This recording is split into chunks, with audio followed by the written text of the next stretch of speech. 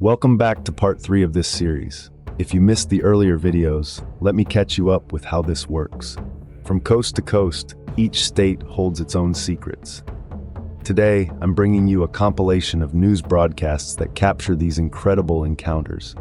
Whether it's a cryptid sighting in the Pacific Northwest, an unknown creature roaming the swamps of the South, or an animal thought long extinct making a surprise return, I've got a little of everything in this video.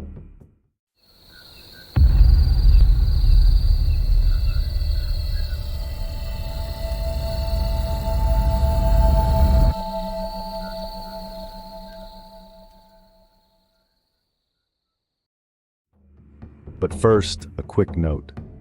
The clips you're about to see fall under fair use, as they are intended for educational purposes, as we explore and analyze these intriguing phenomena. Since we are using a spinner wheel to determine the listing, here's a look at who we have left. With that said, let's get started. Where have you spin all of my life?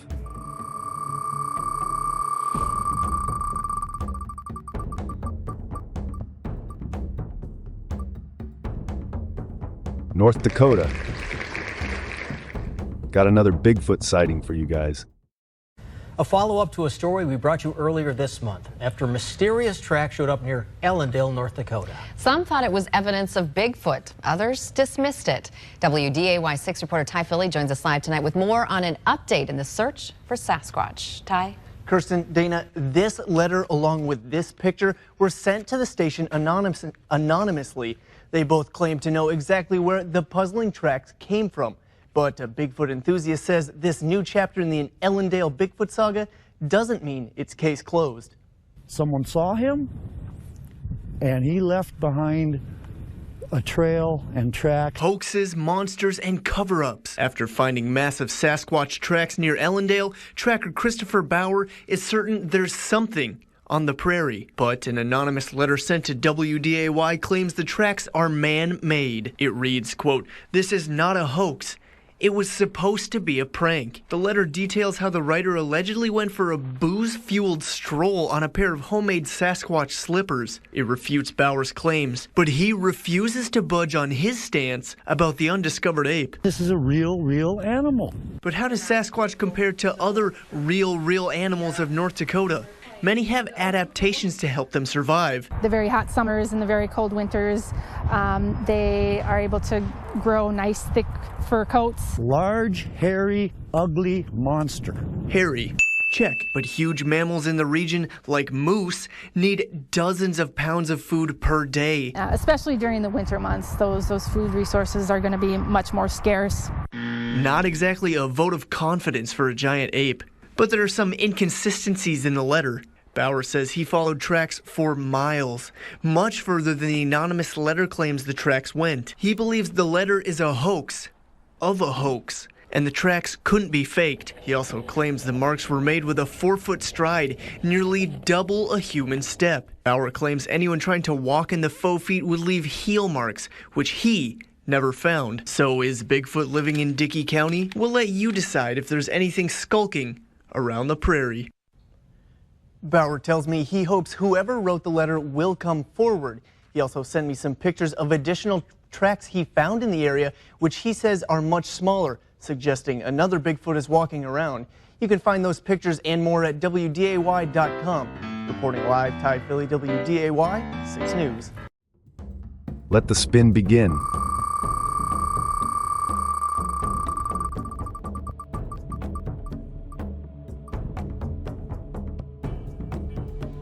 New Jersey.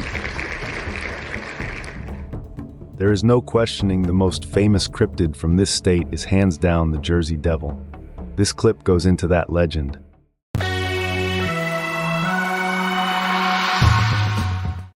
Places in the forest are scorched.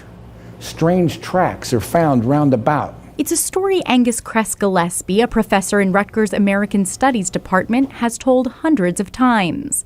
The legend of Mrs. Leeds, her family in the Pine Barrens, and the Jersey Devil. It's said that in 1735, Mother Leeds was pregnant with her 13th child. Her husband Daniel, though a good provider, was an uninvolved father. So the entire burden of taking care of the kids fell on Jane Leeds. The cooking, the the cleaning, chopping wood. She couldn't handle another addition. In a moment of perhaps understandable weakness, she said, "I hope this one's not a child. Let this one be a devil." When the baby arrived, everything seemed normal at first. But then something went terribly wrong. In the space of less than 20 minutes, the baby grew to the size of 2 full-grown men. He developed coal red eyes and a horse's head, bat wings, goat feet, and serpentine tail. And then unexpectedly, with one swipe of his right arm, he slit the throat of the midwife in attendance. Leaving carnage in his wake, the Jersey Devil flew up the chimney and escaped into the Pine Barrens, where he's said to have terrorized the people ever since. Most states, there's a state horse, a state bird, a state flower. As far as I know, New Jersey is unique to have a state monster. Gillespie is a folklorist, and he's quick to explain that the Jersey Devil isn't a once-upon-a-time kind of tale. It's a legend. Folktale implies that it's fiction. Do you think it's true? I try to keep an open mind. There was a rash of sightings in 1909. And in the oral tradition of folklore, Gillespie has been given first-hand accounts by people who say they've seen the monster or know someone who has. But he says, as a folklorist, it's his job to remain agnostic. When I see reports of sightings, my initial gut reaction would be skeptical. I mean, is this photoshopped?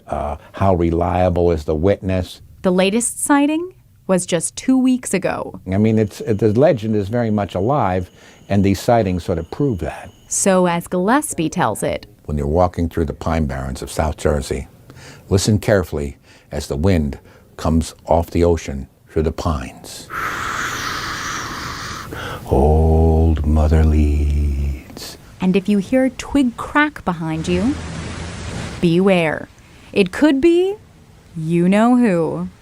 For NJTV News, I'm Maddie Orton.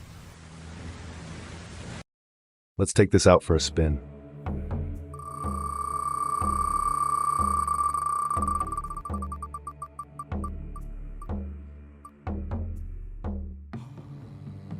Oklahoma. I don't think this next clip is a cryptid, but it is humorous imagining one whose sole purpose is to relentlessly annoy a single person. Oh, it's a mystery. Oh, my. And it's really terrorizing an Oklahoma City woman and her husband, keeping them up at night. Some kind of flying creature keeps banging on her back porch door. She is at her wit's end and called News 4 to help. News 4's Caitlin Ogle saw the footage, and even the experts can't agree. This is where all the sounds are coming from, and Carol has gone to great lengths to try and stop them.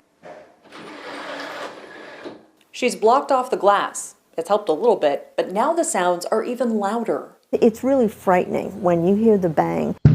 Stopping this flying creature from hitting Carol Dillon's back door has become her obsession over the past month.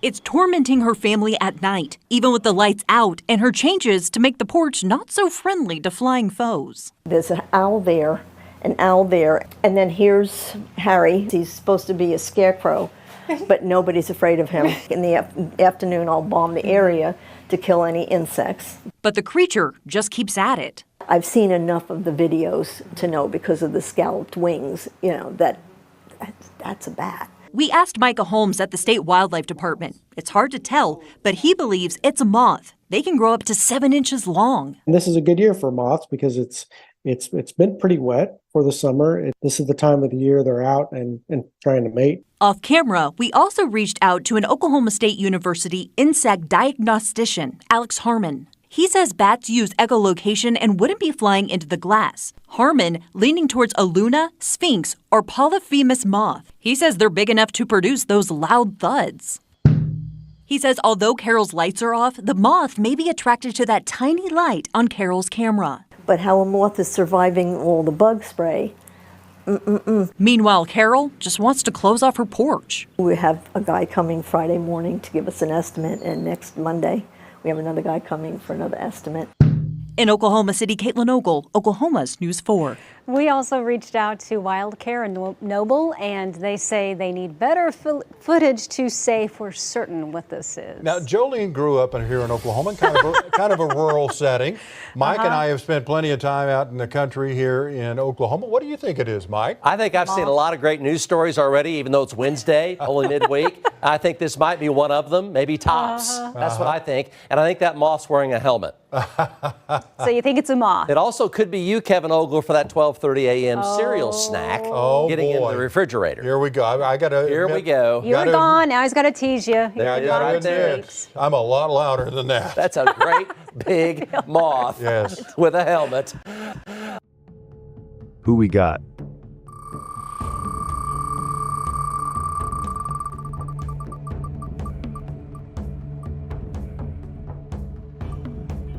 Alaska. I think this next one looks like a sturgeon, but what do you think? 15-foot mystery moving slowly and methodically through Alaska's freezing water, garnering almost 500,000 views on Alaska's Bureau of Land Management website. Locals asking if this is Alaska's own version of the Loch Ness Monster, the much talked about China Chomper. One visitor to the site believes China is back, writing, "The China Chomper, it's back. It was like our own Bigfoot." Another finding the Halloween sighting spookily timed, speculating it could be zombie salmon. That's what I thought. Whether it's really a frozen rope, as one biologist suggests, a very cold fish, or a real-life monster, the people of Alaska finding solace in the words of some Loch Ness locals this morning. And you may be wondering, what did that local tell us? Well, he said, "I believe there are strange beasts. I know they exist, and that's good enough for me."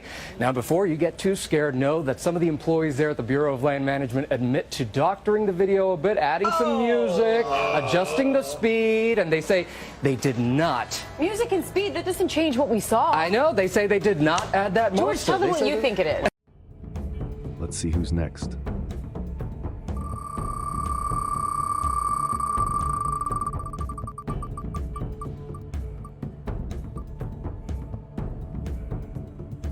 South Carolina.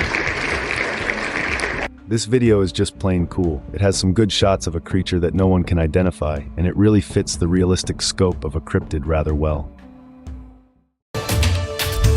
Okay, over the Memorial Day weekend, a viewer sent our sister station in Charlotte video of this odd creature swimming near a bridge not too far from Pawleys Island. The video was forwarded to the Department of Natural Resources. They have no idea what it is.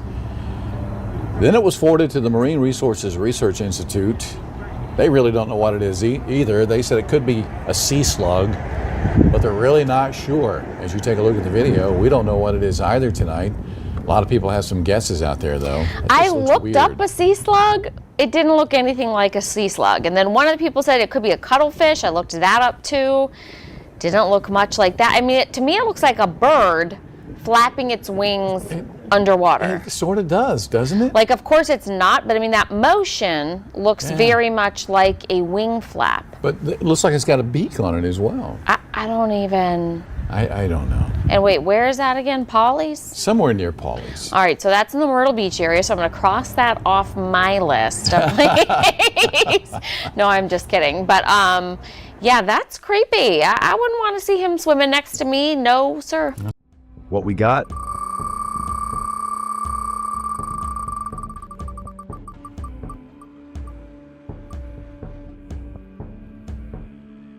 Indiana. This story has always been one of my favorites because I believe it's truly plausible, but instead of using pure news footage, I'm going to showcase a mini documentary video that PBS made. A little over 15 miles northwest of Fort Wayne lies the quiet little town of Churubusco, Indiana, with a population of roughly 1,800. Or maybe it's 1,801, because under the surface of Folk Lake, there's said to reside a reptile so intimidating, so fearsome that... Is this guy, Oscar. In 1949, two guys from Churubusco were out by the nearby Folk Lake, where they spotted this creature that would turn the whole town on its head. On its shell? Is that anything? This sighting would kick off one of the most notorious turtle hunts in history.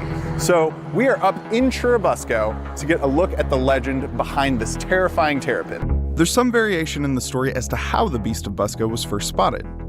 Well, from what I've heard, the story that's been floating around my family is that two guys were on Falk Lake fishing. One said, "Oh my goodness, look at this turtle," and the other guy said, "No, it's over here," and that's the story that I heard. Others, like Miles Wilson, have been told it was a group of men working on a nearby roof who saw it in the lake. But there's a reason for that. My great-grandfather was one of the 3 men who saw the turtle. It's funny to hear all the different people tell their side of the story or what they believe to have happened. However it appeared, one thing's certain. It was big. Some said the size of a car's roof, or the head the size of a baby. They said it was as big as a kitchen table, is what it was. And and at that period of time, like, I laugh because our kitchen table isn't all that big. There's also the chance that 1949 wasn't the first time it was spotted. Something was spotted in 1898 at that lake, and then again in 1913. But March of 1949 is when it all began. And it must have been a very slow news week because all kinds of news is caught up with it. Jones and Matthews' family histories with the town go way back to its founding in the 1830s. And Jones has another connection to the beast. He was around 10 years old during the hunt. It didn't take long for the men's sighting to turn into a town-wide search of Falk Lake. And not long after that, the national media started paying attention. After it was picked up by the Associated Press, I know that they had done a story about it shortly after the hunt began in 1949. It was picked up by the Journal-Gazette, Fort Wayne's newspaper, and then after that it was picked up by the Associated Press. So it went into the Chicago Tribune. I know that it was in like the LA Times and New York Times. I think that's when it really took off, is when AP got a hold of it. It was world news. At that point in time, if you went anywhere in the world and said you were from Churubusco, people knew exactly where you were talking about because it was our version of the Loch Ness Monster. A lot of the local businesses would run like turtle soup and different things like that. Of course, anything that's going to help a small town, people buying gas and food and all that, excites the town a little bit, of course. It was a boon to the town, actually. And who knew where Churubusco was? After that happened, you could travel about any place in the United States, and if you said you're from Churubusco, Indiana, well, tell us about the big turtle. The turtle was given the nickname Oscar, after one of the lake's old owners, Oscar Folk. And soon, all eyes were on Churubusco, and the town was pulling out all the stops to find the beast. During the course of trying to capture it, it broke out of a net, which we still have the net, and it broke out of a trap, a big round trap they made out of chicken wire. They got a hold of it with a grappling hook at one time, and it tipped the boat like this, so they let it go. I knew the local newspaper gentleman, his name was Jim Kirtley, and he swore that he saw it and got a picture of it, but for some reason or other the picture never developed. So kind of like we're not sure about that one. And Jim was a pretty honest guy, and I think he actually did see a very large turtle. And it's probably a good thing he did elude them, really, because as the years went on, the turtle got bigger too. And at one point, searchers even brought in a female turtle to try and lure Oscar out of hiding. The search went on for about 6 months before the hunters ran out of steam and money. In the fall of 1949, one last-ditch effort was made to drain Falk Lake, but to no avail. And draining the lake eventually led to the lake's then-owner, Gail Harris, going bankrupt. Most of Churubusco moved on. Oscar was now stitched into the town's history as a fun memory that put it on the map. But for Wilson's family, the beast was not something they looked back on fondly, at least for a long time. It was somewhat of an embarrassment to the family with what had happened that we didn't talk about Churubusco. When the whole thing went down and them not finding the turtle ultimately and it leading to Gail Harris's death, a lot of people feel in our family that he, trying to prove that, stressed himself out so much that that's what led to his death, that Grandpa chose not to settle in Churubusco but instead in Wells County. My great-grandfather would have never had lied about this. His integrity was too big for that, and he would have never let Gail Harris do what he did, losing everything looking for this turtle if it wasn't true. It was really kind of a black mark on us as a family because it wasn't found, so the family was looked at as liars. Another descendant and cousin to Wilson is even working on a book to tell the family side of the story. But this many years removed from the hunt, Wilson says it's water under the bridge. It is what it is. It's a part of history, and whatever it turned out to be, it doesn't matter to me. It's just cool that our family's associated to something in the history of this town or just even the state. It didn't take long for the town's love of Oscar to translate to branding and its longtime moniker. I've always known Churubusco as Turtletown, USA. And just a year after the hunt, the yearly summer festival Turtle Days was born. It's a big fair at our park. We have rides, music, entertainment, junk food alley. We have turtles that come from all over. We actually had somebody last year that came from New Jersey. They had seen the Turtle Days website, and she had a pet turtle, and that's where they were spending their vacation, was Churubusco, Indiana, to do the turtle race. And they have turtle races, which I was responsible for starting those in 1968, I believe it was. For 7 decades, the event has been a love letter to the local urban legend and a reason to wonder if Oscar's still out there. As far as we know, he's still there. Of course I believe Oscar's out there. I would not be a Busconian if I didn't think Oscar was out there somewhere. The town of Churubusco may not have tracked down its beast or held him in the town center or made buckets of turtle soup or even have him settle down with a nice turtle gal. But what they did do is distill what makes cryptids so fascinating. They intrigue us, they mystify us, they play in this glorious gray area of what if.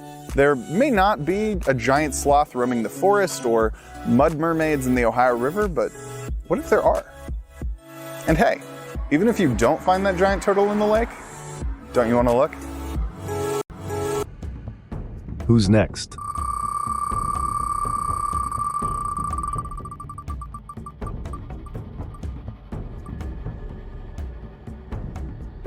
Florida. This next video is focused on unidentified remains, but in my opinion, it looks like an iguana, though you be the judge. A mystery in her own backyard. A woman finds a creature but has no idea what this thing is. So she took to social media, because that's what we do nowadays, to get answers and results. News 6's Nikki Zizaza talked with the woman about the wild find that turned into a conversation all across Central Florida. The mystery creature this Titusville woman says she found on her property is creating a buzz. She says she doesn't know whether it's a reptile or a mammal. Either way, she says she wants it gone. It's a picture causing internet skeptics to squint and ask, what is it? And baffling Kelly Garahan as to what made its way onto her property, disrupting all her farm animals. Well, I was actually sleeping and my boyfriend called me. He said he's looking for the dog and he's like, there's some strange animal in our yard. And I was like, what is it? And he's like, I don't know what it is. The Titusville animal lover says the creature with a slender tail, oddly shaped head, and large jawline is perplexing. Its whole body, like it doesn't even look like something I've ever seen. Hoping to get results, Garahan turned to News 6, where we posted the rotting carcass on Facebook. Instead, it caused a firestorm, giving people a chance to make their own predictions about the species. And everyone was commenting a bunch of crazy stuff, and it just started being shared everywhere. Even sharing it with Florida Fish and Wildlife Conservation. I sent them pictures through email and she wrote back saying it was a possum. As speculation continues to swirl about the decomposed carcass, Garahan says, I just wanted to know what it was. Because like I said, I'm new around here and I was like, I don't know what kind of animals Titusville has. The smell of this creature is so pungent, she says she's had to avoid the area, and she tells us she has no plans to remove it herself. Reporting in Titusville, Nikki Zizaza, Getting Results, News 6. She wants to know what it is in case its mama's out there somewhere. Something else is out. I don't think it's a possum. It doesn't look like a kind possum. of looked like a possum to me. Did it? Yeah. Oh, You think okay. it's a lizard of some sort? No, I just don't think it's a possum. So many people have opinions about it, and we want to hear from you. What do you think this creature is? Take part in our poll at clickorlando.com. Search for the story on the homepage. Let's give this another spin.